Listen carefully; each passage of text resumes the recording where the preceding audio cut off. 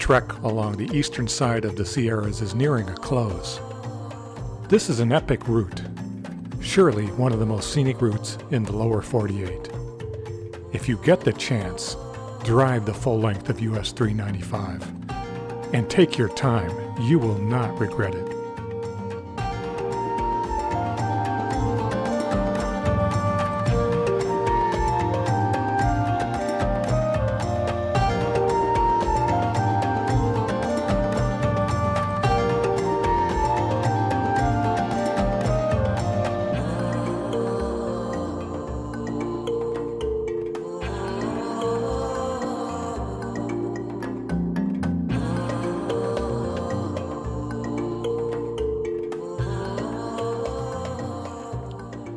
We are in high desert country now. Sage and scrub brush dominate the landscape.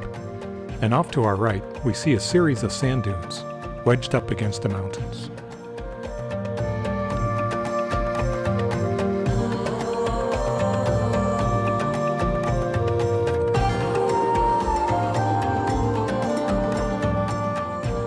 We finally bid US 395 goodbye and head toward Los Angeles.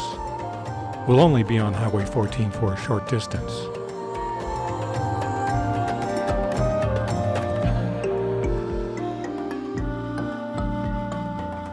At the next junction, we head west on California Highway 178 and cross over the southern end of the Sierras toward Lake Isabella and Bakersfield in the Central Valley.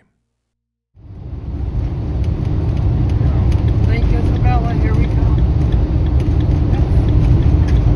BLM land. Is that BLM sign?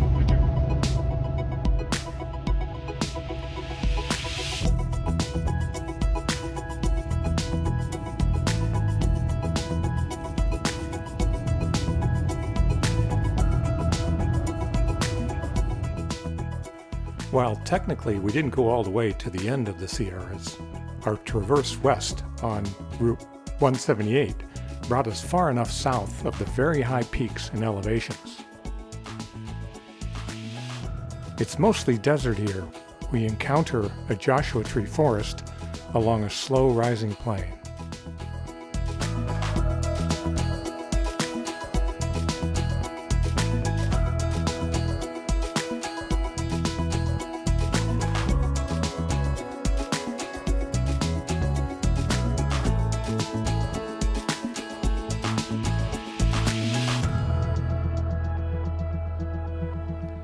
From here, we gain elevation to the highest point along the road today at Walker Pass. We cross over the famous Pacific Crest Trail. This national scenic hiking trail runs from the Mexico border in California all the way to Canada, a length of over 2,650 miles.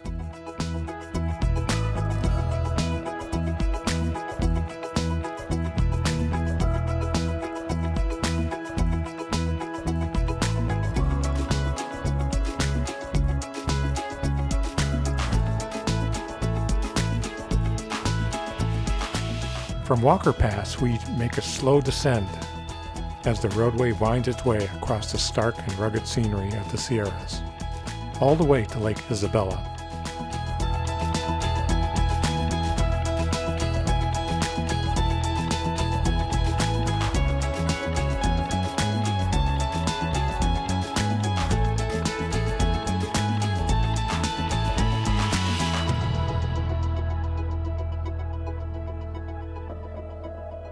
As we approach the town of Onyx, we reach the start of the Kern River Valley.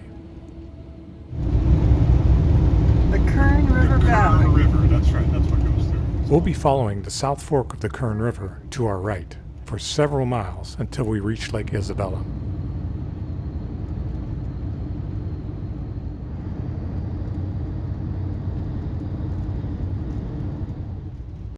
Lake Isabella is a man-made reservoir fed by the Kern River, whose headwaters are high in the Sierras, northwest of Mount Whitney, and also by the South Fork of the Kern River, flowing into the east end of the lake. When full, Lake Isabella can hold up to 570,000 acre-feet, or 700 million cubic meters of water. Unfortunately, in 2006, the Isabella Dam was found to be too unstable, so 40% of the reservoir's water was released to repair the dam. The U.S. Army Corps of Engineers expect repairs to be completed sometime in 2023. It was also discovered that the Isabella Dam sits on top of an active fault that could lead to a catastrophic failure if an earthquake occurs. Nevertheless, Lake Isabella is a popular area for hikers, boaters, water skiers, fishermen, and hunters. California Highway 178 continues down the Kern River Canyon, all the way to Bakersfield. It's all downhill from here. At an elevation of 2,500 feet at Lake Isabella, we go down to near 400 feet at the Bakersfield city limit sign.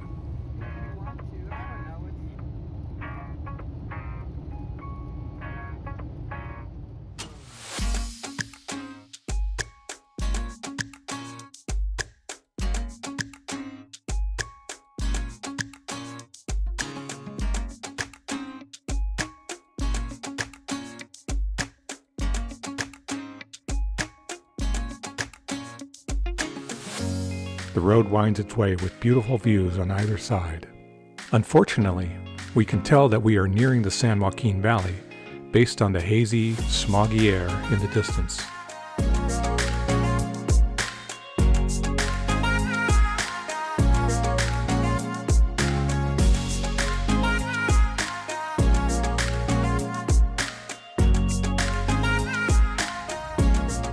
As the Kern River Canyon narrows, so does the road. We started out at Lake Isabella on a broad 4-lane highway. We're now down to 2 lanes as the road turns become sharper in order to navigate through the terrain.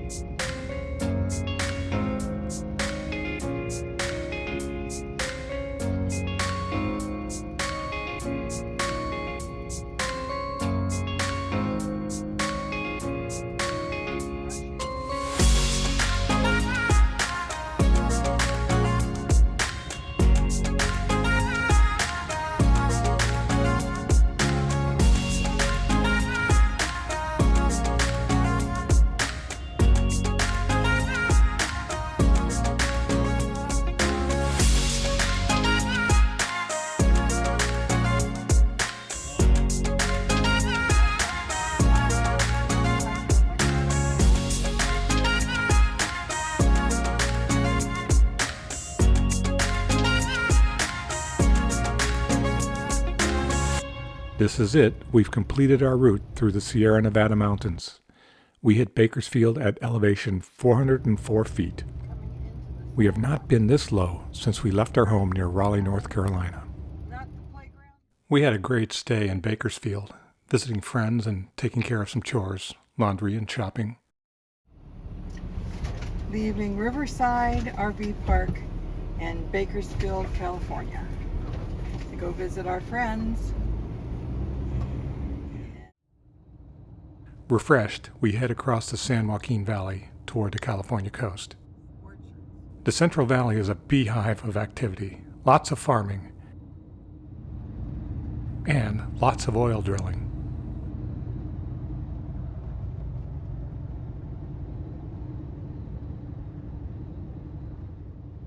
Our route today proceeds west on California Highway 46, crossing over Interstate 5, and into the Kettleman and Kolami Hills, which are part of the Coast Ranges.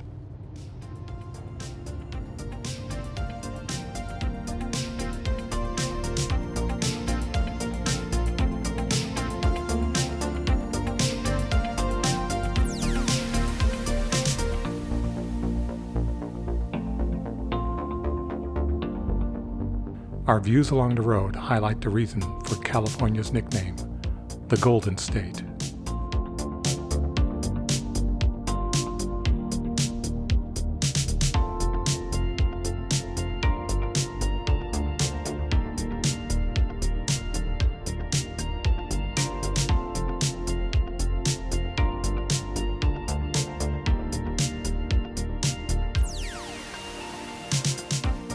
We make our overnight stops in Paso Robles and Pinnacles National Park before heading up to the Bay Area.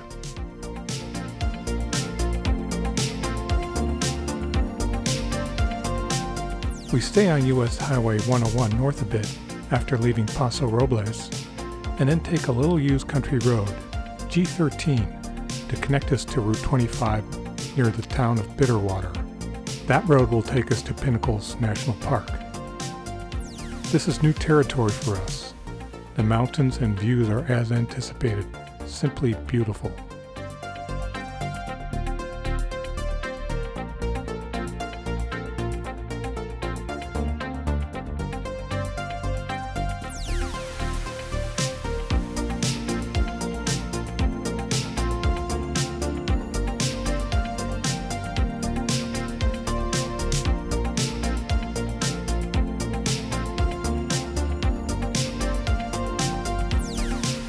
Our original plan was to head straight to the Bay Area, but after a closer look at the map, we couldn't help but notice how close we were to Pinnacles. So here we are. It seems that changing plans as you go along is half the fun of traveling around the country by van.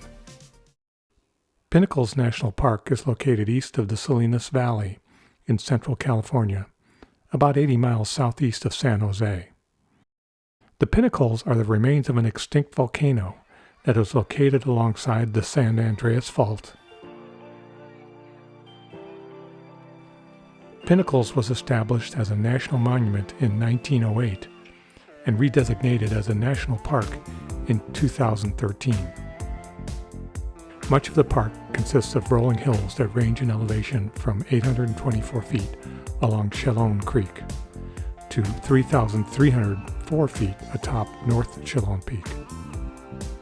Its unique rock formations provide for spectacular pinnacles that attract rock climbers. The park's caves contain 13 species of bats, and the surrounding lands are prime habitat for prairie falcons, and now for California condors that have been reintroduced here. The winding park roads provide great views and stops along the way for short hikes.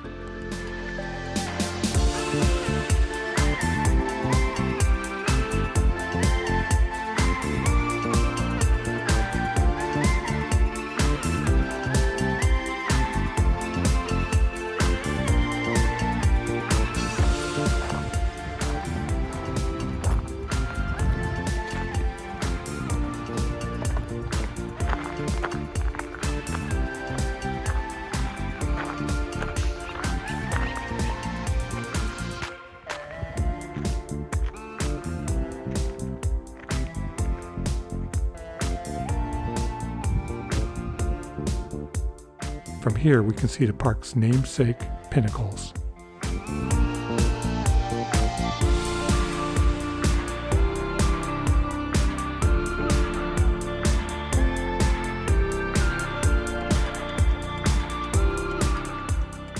Right through the valley. They created the valley. I think It created the valley, the San Andreas Fault.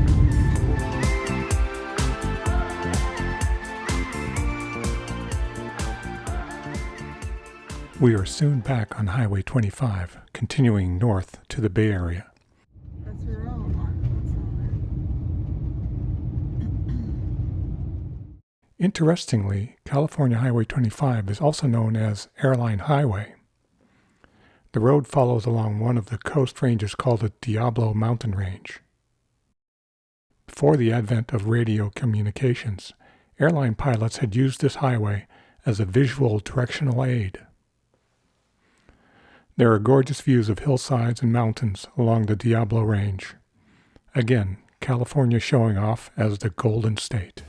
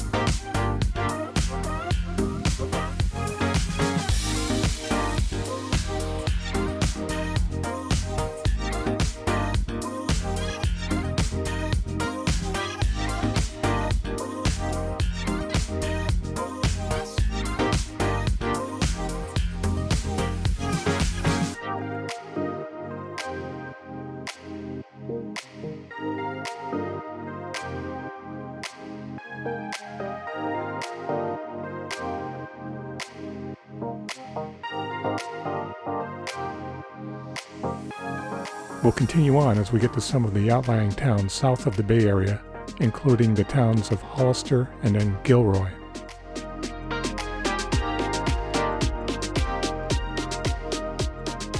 Downtown Gilroy. Going on here at the bus station. The town of Gilroy became famous for an annual 3-day event called the Gilroy Garlic Festival. This festival started in 1979 and was one of the best-known food festivals in the country. The festival was also Gilroy's top fundraising event, raising money for nonprofit groups including local clubs and schools. Sadly, in 2019, a mass shooting occurred at the 41st edition of the festival. 3 people were killed, in addition to the gunman, and 17 others were injured. After cancellation in 2020 due to the COVID-19 pandemic, they held a drive-through festival in 2021. Unfortunately, in May of this year, 2022, the festival was permanently canceled. It is hard to imagine what transpired here as we drive through downtown Gilroy.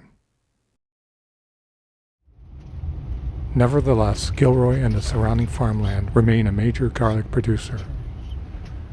We stop in at one of the many garlic stores in town.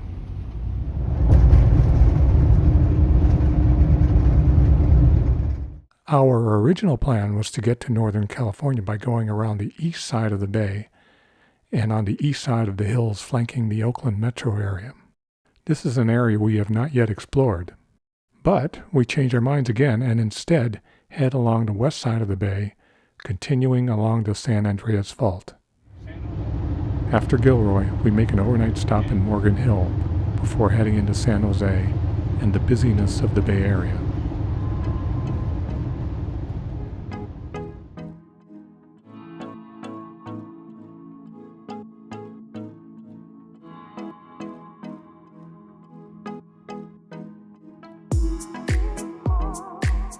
We end up going right through San Francisco and over the Golden Gate.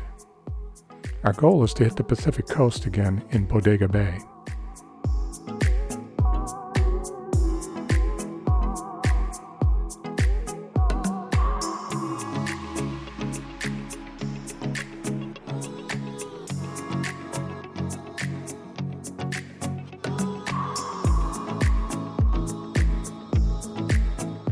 This is certainly not a road less traveled, but the iconic sights of the Golden Gate, San Francisco Bay, and the Marin Headlands are views we always enjoy every time. We are off to the Central Coast now. We'll be back on the Pacific Coast Highway shortly to follow the Sonoma and Mendocino County coastlines. We'll save that for our next episode, as we once again find those roads less traveled.